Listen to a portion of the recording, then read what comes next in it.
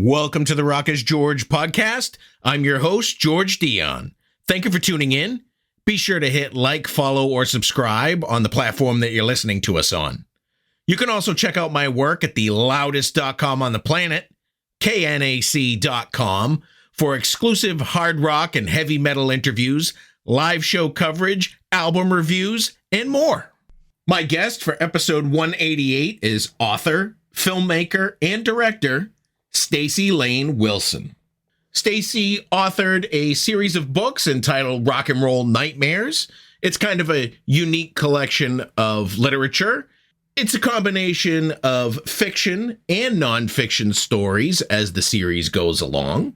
But all of the stories revolve around rock and roll, whether it's the music, the scene, the times, the legendary stories, or the nightmarish stories. Rock and Roll Nightmares takes you there. In addition to her literary work, STACI is an accomplished screenwriter, director, and filmmaker. I watched her fantastic documentary on the legendary instrumental surf rockers, The Ventures. It's called The Ventures Stars on Guitars. You can see it on streaming platforms as well as YouTube. The documentary focuses on the life and times of the Ventures, and the story was very close to STACI, as her father, Don Wilson, was one of the founders of the Ventures. In addition to Rock and Roll Nightmares and The Ventures Stars and Guitars, STACI has authored numerous books and put together quite a few movies along the way. And here's STACI LAYNE WILSON to tell you more about Rock and Roll Nightmares and more. Well, with the musicians that I interview, I always start off with the same question, so I'll give you a similar question. If I knew absolutely nothing about Rock and Roll Nightmares, the book series, how would you describe it to me? I would say it's kind of like the Kenneth Anger book, what is it called? Hollywood Babylon. So kind of like Hollywood Babylon with electric guitars. You started the book series in 2021, but I noticed that you've been writing as early as 12 years old. So how did you get into writing? Well, I just always loved writing. My mom was a writer. So I think being raised by her and growing up listening to the click-clack of her typewriter in the 70s and 80s, back before computers.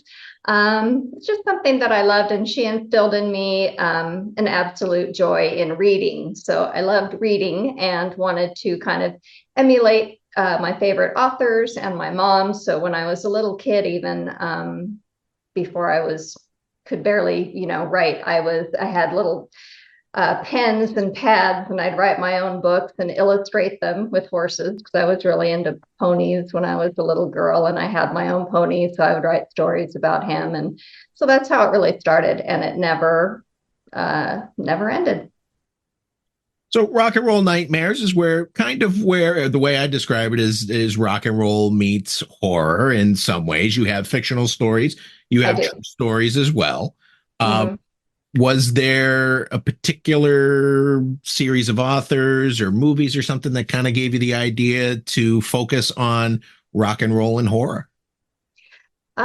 No, I mean, it is a pretty niche subgenre. There's not an awful lot in that little area, but it's something that I've always liked. I do remember reading David J. Skow's book early on. He kind of invented splatterpunk. So he had a book about a rock band that turned into zombies. And of course, John Skipp also wrote one called The Scream, which was very popular in the 80s, with one of those lurid full color covers with the embossed name, The Scream. And it was about this band, the Undead Band. And I just kind of like that stuff, but I've always been a fan of both rock music, horror, and true crime. So that's how I decided to meld those things that I love into something that hopefully other people will love reading about.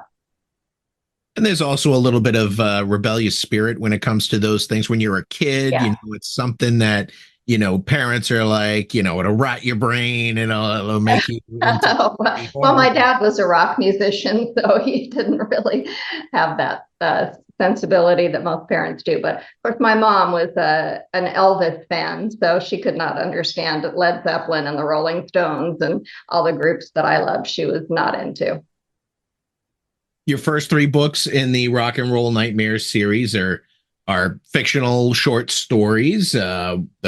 First one is Glory Days. It takes place in the 80s. Excuse me, Gory Days. Gory Days. They're all little plays on songs, like Along Comes Scary is the play on Along Comes Mary, which is the 60s version.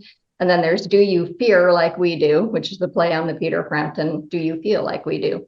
And I was really privileged to work with some great horror writers and music lovers who came up with some really inventive, wild horror and rock stories. There are about 10 to 12 short stories in each volume. So that's 3 books. And you mentioned being a fan of true crime. True crime seems to be like the subject du jour, at least in podcasts and online. I'm thinking this is where you made the transition to writing nonfiction with the True Stories Volume 1 and 2. Oh, absolutely. Yes. Although I've always been a fan of true crime in the late 70s and early 80s. Me and all the girls in the school were carrying around books like Helter Skelter and the Anne Rule books and stuff like that. Amityville Horror, which is supposedly a true story, but so that's always just been an interest of mine, but being able to get to the point in my career where I can sit back and write what I really want to and lean into genres that I love has been a real blessing. And I think that the quarantine and pandemic certainly had a lot to do with that, where, I mean, it really didn't change my life that much. Being a writer, I've always sat at home in my pajamas writing and working. So that wasn't a big change, but I think it was just kind of that mindset of, here's a chance for me to really dig into something that I've been wanting to do for a long time. And now that momentum has gathered, there are actually 10 books in the Rock and Roll Nightmare series already. Amityville Horror, coming from New England. Yes, that is a true story. And so Salem's Lot. Yeah, exactly. So when it comes to doing the research for the True Stories Volume 1 and 2, it's got to be a little bit difficult in the day of the internet and Wikipedia, where everything isn't exactly the truth, kind of getting to what is factual and what is an urban legend. That's true. Yes, you have to use a lot of different sources. I've also gone back through the Wayback Machine. So it shows you websites from years and years ago where it was less cluttered with different people's opinions. So it was more actual newspaper articles and magazine articles that have been archived.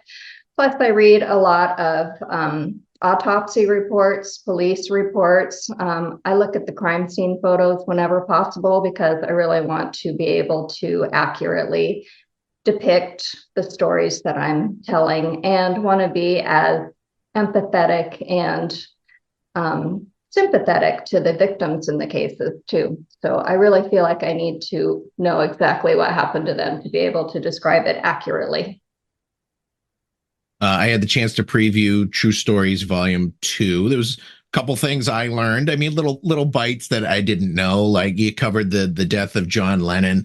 And I didn't realize that the people that work for him pretty much sold all this, like sold his bloody clothing, and his wife was trying to sell his glasses, if I recall correctly. Right. Well, she put them on display. I believe it was a paid exhibit for people to see the bloody glasses.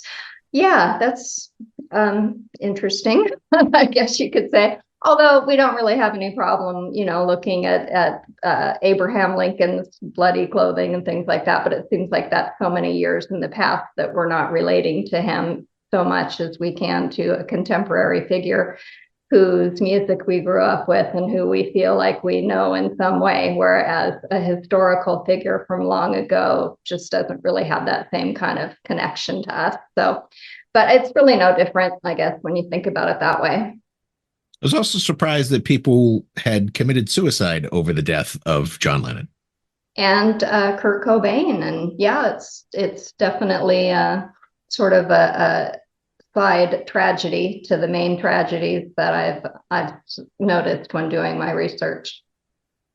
The one thing that I could relate to was your coverage of the station nightclub fire. I was actually there. I am one of the No way. survivors. I lived through the whole thing, and I think you covered it. Wow. You covered it Gee. pretty spot on. And the results of everything was pretty spot on. The only thing I was a little surprised wasn't there is what happened to the club owners in the end. Right. Yeah. Well, I do try to focus on the bands as much as I can. I don't want to get too far off, especially in books like these that are sort of the shorthand, because there are so many stories in one book.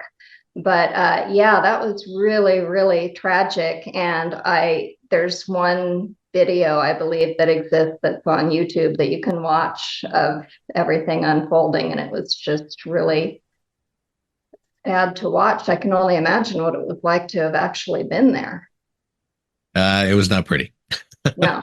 I've written several accounts on it over the years, and it was not pretty. I mean, 20 years later, I made peace with it, and I've even spoken to Jack Russell a couple of times, and we're good. Good. Shocked that Jack Russell was involved in a life of crime before Great That's really right. took off. Your book introduced me to that. A juvenile criminal. Yep. So was there things that you discovered that surprised you when you researched these two true story books?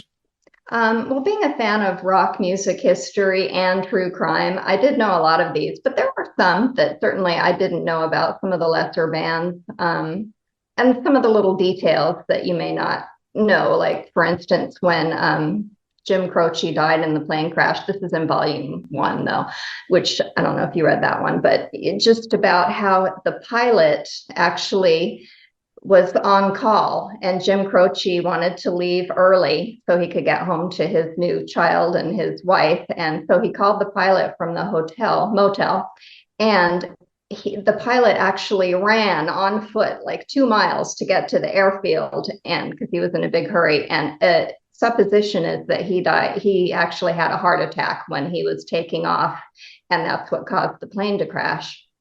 So there are little details like that that you don't really hear about in the generalized stories.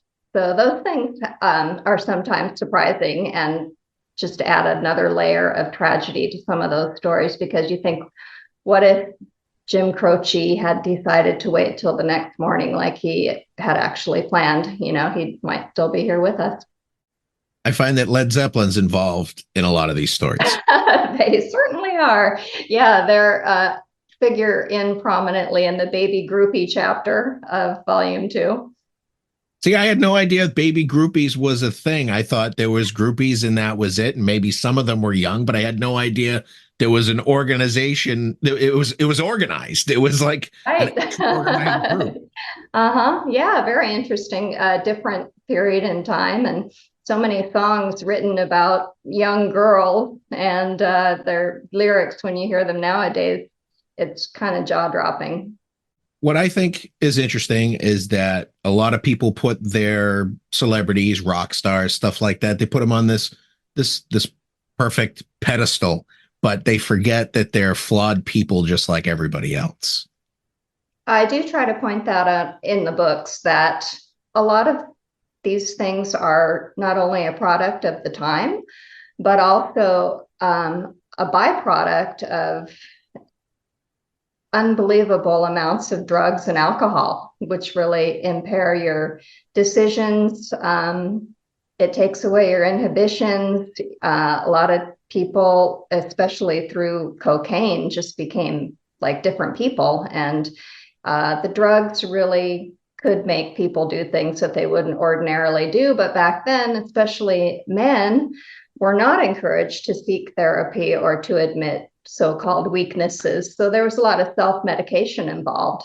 And when you think about such an unnatural job that sends you around the world, constantly traveling and performing and having fans throw themselves at you and day after day, it puts you into a completely different mindset. So I try to remind maybe younger readers who don't really realize that the times have changed so much that could explain some of the behavior. It doesn't excuse it, but I think it gives a broader picture of what some of these musicians, the pressure that they were under back then. I think another thing that's prominent when it comes to particularly celebrity or musician deaths is that there always seems to be a conspiracy behind it, but there's usually just a simple answer, and it kind of relates to the things you just talked about. Yes, definitely. There are some really wild conspiracy theories, but I do present, for instance, in the 27 Club chapter in volume 1, there are so many different, he was murdered, Brian Jones stories, and Jim Morrison, well, he faked his death. And this is all these little things that people come out of the woodwork to say, well, I was there and this is what really happened. And they're just looking for their 15 minutes of fame, in my opinion. But I try not to draw conclusions in these books because they're nonfiction presentations. They're not really essays from my point of view. Was there a story that you had in your head that you wanted to cover in either one of these books that you were able to debunk? No, that's not really my job. If anyone's looking for something like that, though, I have to recommend The Rock and Roll Detective. He writes some really great books that solve rock and roll mysteries. And in fact, he was on my podcast, and I love stuff like that, but that's not really what I'm doing with these books. You mentioned the 27 Club, which is a bunch of, well, is a group of musicians that died at the age of 27. You have a book called 28, and that's about what if the 27 Club lived, if you want to expand upon that. Right. Yeah. Well, that's speculative fiction, and there are some highly imaginative stories in there. And once again, I tapped some of my favorite writers to join me in this collection. So some of the stories just diverge in such fun and wild ways. I took on the stories of Amy Winehouse and Jim Morrison. And those were really fun to write. I was a huge Doors and Jim Morrison fan growing up. Of course, I had the Jim Morrison, Christ poster up on my wall, and read all the books and, the Danny Sugarman book and all those. So it was really fun to think, well, what if Jim Morrison really did fake his death, like one of those conspiracy theories posits? So I kind of took it and ran with it from there. And then it goes into a supernatural thing, but a lot of fun to write.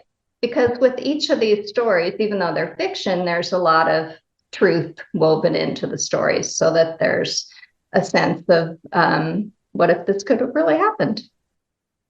And you go a step further with another book in the series. It's Parallel Lines. This is sort of a what if with rock stars such as Led Zeppelin or Elvis or Tina Turner, if you want to talk a little bit about that one. Yeah, that one's one of the newest books. It just came out a couple of months ago, and it's doing really well. We're getting some great feedback on it. And one of the most loved stories is by Mercedes Yardley. She wrote a story about what if the Manson family were not Beatles fans? So it's like, what if they didn't like the Beatles? So the whole thing could have come out very differently. And then there's some really kooky, kind of comedic, dark comedy stories. Mine takes on the bat's point of view from Ozzy Osbourne's infamous bat biting incident, and what would the bats think of that? And so that one's just highly, fanciful and fun. So then there's Tina Turner's story. It's pretty dark. Elvis' story is what if Elvis had never met the Colonel? How might his life have been different? So these are just really, I think, fun escapism, but with a dark tinge, because of course it is the Rock and Roll Nightmares series. So we got to be nightmarish. Well, you mentioned that's one of the newer books, but you actually had 3 books already this year, and we're only in the month of March, right? That's right. And I'm halfway through the next one. The new one is called Blood on the Tracks, and it's about murder ballads and the real tragedies behind popular songs and concept albums. So that's really been heavy, heavy amounts of research because there are hundreds of songs to cover in that. But yeah, the three books are Parallel Lines, Freeze Frame, which is horror stories that are illustrated with photographs of Ellie Chappell. She's a beautiful scream queen, and she reenacts the stories in the photography. And then the third book is an offshoot of the Rock and Roll Nightmares series called B-Sides. And so this is a travelogue for rock fans who want to visit museums of rock throughout the nation and the world. And it's a short one. It's just like, a 2-hour read. And I'm assuming you visited all of these places. Most of them. Yeah.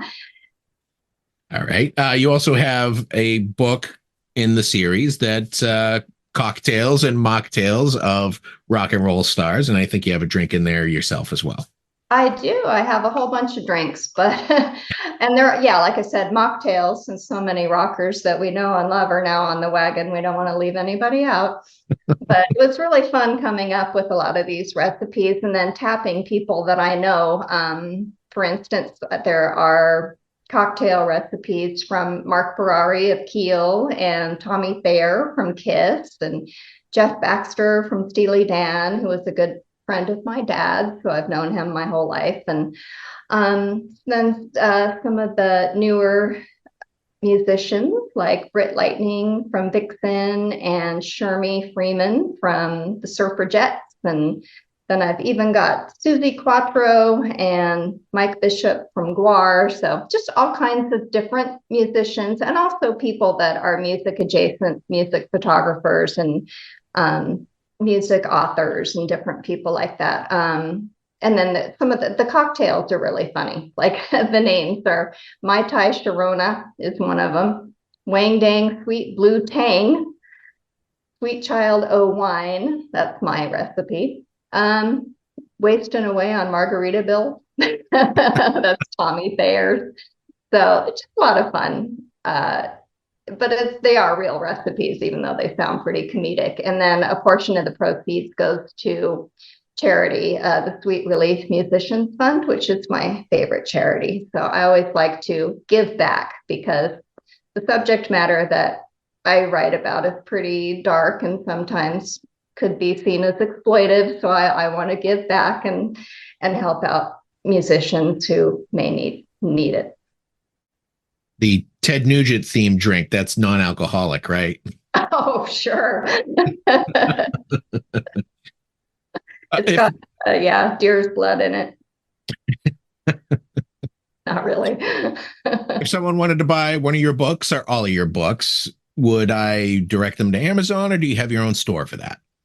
I do have a store for now. It's an Etsy store where I send out autographed copies with some stickers and guitar picks and some fun goodies. But, postage has gone up so much. It's just crazy. So once the stock is gone, I'm probably not going to be doing that anymore. So if anyone wants an autographed book, the Etsy store through my website is the way to go. But Amazon is always there. It's Amazon under my name or Rock and Roll Nightmares, and the books come in ebook, paperback, and Audible. So if you don't like to read, that's no excuse. You can listen.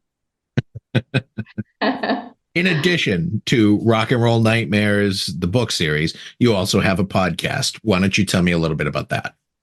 Yeah, so I just interview people that I find interesting. I do focus a lot on authors because I feel like the genre of horror and rock music isn't as well known as it could be. So I try to focus on that, and also the authors of nonfiction books and musicians that I love. I live in Las Vegas, and there's a whole lot of music talent here and some really great local bands. So I try to put the spotlight on them. Other bands that I've just enjoyed, sometimes rockers that were around in the 80s and have fun stories to tell. One of my favorite guests was Phil Toussaint, who wrote A Shot in the Dark for Ozzy Osbourne and played bass with his band for a while, as well as Billy Idol. He's got some great stories. So it's just a mishmash of anything that I feel can fall under the umbrella of the Rock and Roll Nightmares world.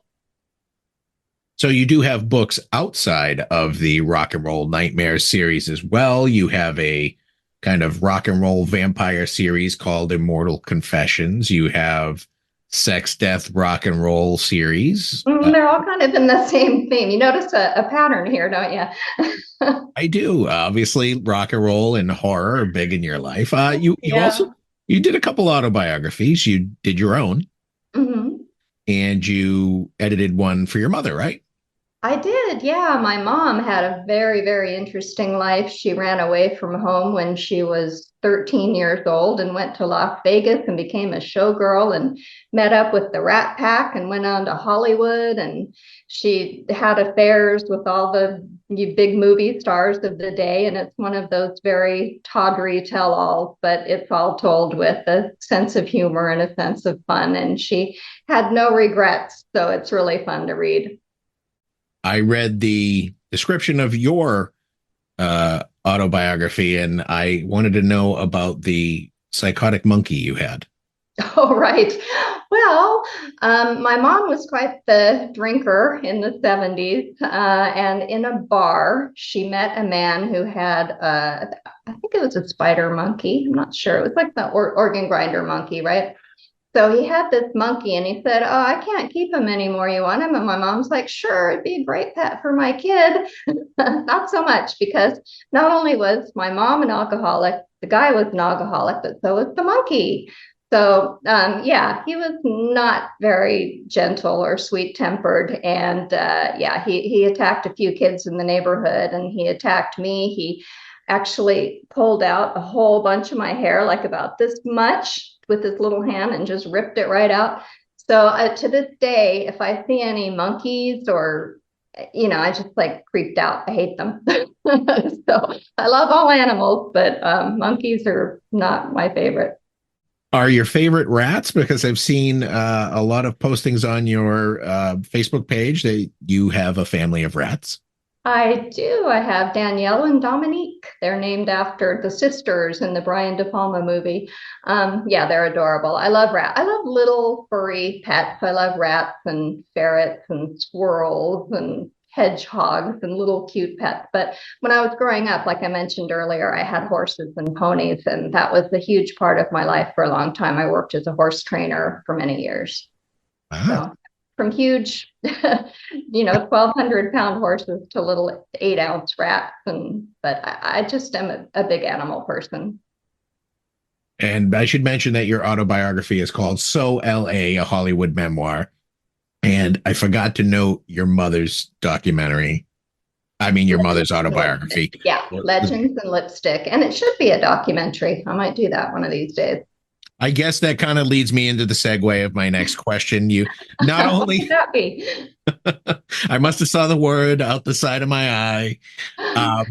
In addition to being an author, you are also a filmmaker, writer, director. You actually put together this documentary about your father's band, The Ventures. It's called The Ventures Stars on Guitars. Your father Right. was Don Wilson. I watched this documentary. It was a great documentary. The Ventures were my dad's favorite band. He always talked highly of them, and it was kind of good to find out the history of the band. So, what spawned you to put this documentary together?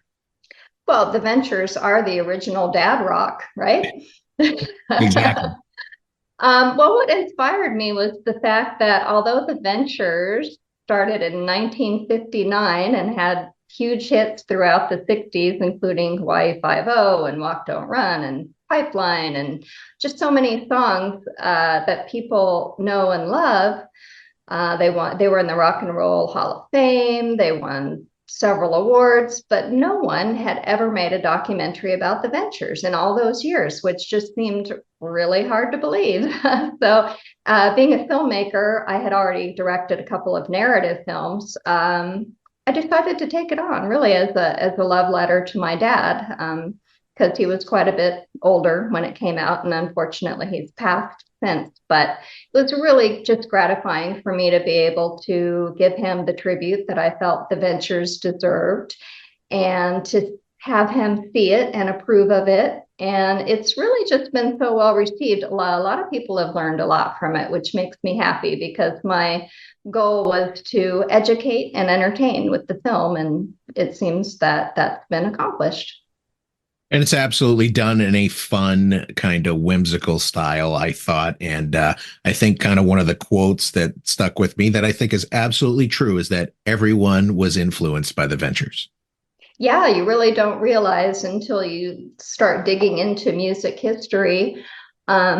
Wayne Kramer from the MC5, who sadly we recently lost, had some really just great pithy information to share in the documentary. And there's even outtakes of more that he said on the YouTube channel. But he's just such a well-spoken historian in the way that he talked about how the tree of rock and the Ventures are at the roots, and just really beautifully said. And we had a lot of great people coming to chime in. Like I mentioned, the Suffragettes, younger, all-female surf group who grew up with the Ventures and had some really great things to say, as well as Jimmy Page, who's my hero. I love him. He's my favorite guitarist. So to know that he was influenced by the Ventures was a bit of an eye-opener for me. And Billy Bob Thornton was another Yeah, notable name that sticks out in my head. He actually had the Ventures play on one of his albums, correct? he did. He did not release it though, so he's going to have to do that one of these days. He said he's still got all the recordings and he wants to do that. I guess the direction of his album changed between concept and completion. But I was there actually when they were making the album at his house. He lived in a huge, I don't know if he still lives there, a huge mansion in Beverly Hills that once belonged to Slash. So it had a whole music studio down in the basement. And it was just really fun to watch the collaboration between Billy and my dad and the rest of the Ventures. It was really a great thing to be able to witness and just have that as an experience. And I think that the Ventures were kind of responsible for the phrase big in Japan because they were That's right. huge, huge rock stars. Yeah. Well, the fact that they were instrumental music really just took away any possible barriers. And the fact that in Japan, they're quite well known for loving American culture and pop culture. So the Ventures fit right in. And they were really the first electric guitar group of rock music that were allowed to play there in the early 60s because it was seen as such a bad influence that it was actually banned, if you can believe it. But they kind of opened the doors for other bands to come in. I believe the Animals were the next rock group to come in and play after the Ventures, and then the Beatles. And the Ventures actually outsold the Beatles in Japan for a time. Your father said in one of the interviews that being in a band was rough on the family. Did you not see your father a lot? No, well, my parents divorced when I was only 2. So, and he was on the road a lot, but he always sent me postcards and presents and, made sure that my ponies had hay. So, although he couldn't be there, physically, he was always a presence.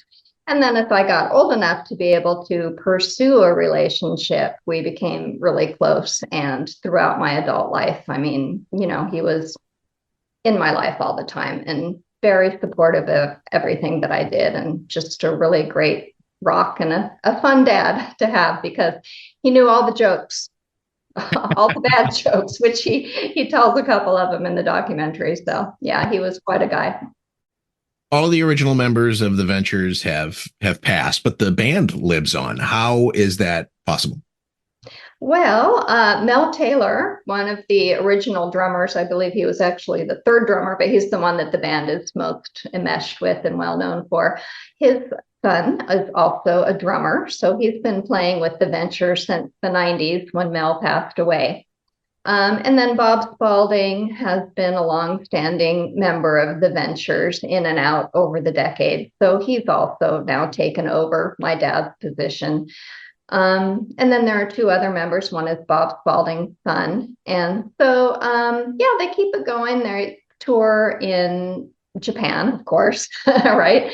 And then they actually played at Asbury Lanes in New Jersey last year, which was really fun, a huge rockabilly show that I went to and got to see in person. And it's really fun to see them carrying on the tradition, and very well received, much loved. So with music like that, I feel like that's instrumental, even though you can never really replicate the magic of the original band members. At least you don't have to try to sound like someone's voice, which is always a tough one for any lead vocalist to have to step in on any long-standing band. So at least they don't have that burden. When you were researching stuff for the documentary, did you hear any stories that kind of shocked you? Shocked? No, the Ventures were never, they were not Keith Richards or, anything like that. So no, nothing shocking, but yeah, just like I said, it was a little surprising. Although I knew in the back of my mind, just growing up as being the daughter of my dad, I knew how influential they were. But to actually hear people, like Scott Ian from Anthrax, I never was able to get him on camera because he was always touring. Although he was willing, I never did. But there's a little section in the documentary that just talks about how Anthrax thanked them in the liner notes of one of their albums and how much they love the Ventures. And, even to this day, I went to a rock award show here in Las Vegas in January, and Buck Dharma received a Lifetime Achievement Award, and he got up to the podium and he thanked the Ventures. And, he didn't know I was in the audience. I never met him before in my life, but afterwards I got to shake his hand and say, thank you for thanking the Ventures. But, they still pop up. They're just musicians love them, and they're just enmeshed in just about everyone's musical experience who loves to play guitar. And so it's really fun to see that. And that was one of the things I think that did kind of surprise me in the making of the documentary, just to see how many different genres of music, not just surf or guitar-driven rock, were influenced by the Ventures. When did you realize that your father was, quote unquote, famous? I think I always knew it, just growing up in LA. Everyone's parents are famous. So you just kind of take it for granted.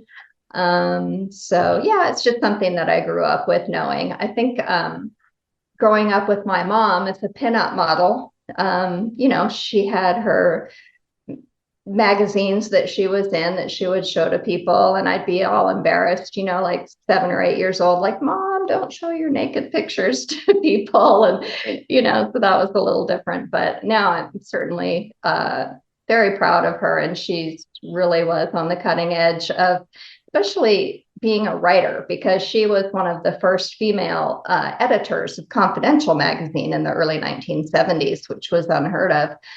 So she really went through a lot in her life. And if anyone wants to read her book, you'll see that it's not just the tawdry sex romps and the drinking and partying, that she also went through breast cancer in the early 70s and had to have a radical double mastectomy, which back then, it wasn't just a lumpectomy. They took everything, and a lot of her self-esteem was tied up in the way she looked. So that was a really difficult hurdle for her to get over. So that's more of a deeper part of her story that's very interesting. And growing up with that as a child, my mom had 12 surgeries. So it was always kind of scary, like, my mom going into the hospital and not knowing if she was going to come back. And so it was a tumultuous childhood, but I think that it was one that I certainly wouldn't trade for anything, because along with the lows, there were a lot of incredible highs.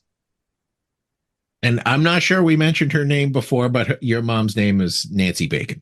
That's correct. Nancy Bunny Bacon. That was her modeling name, was Bunny.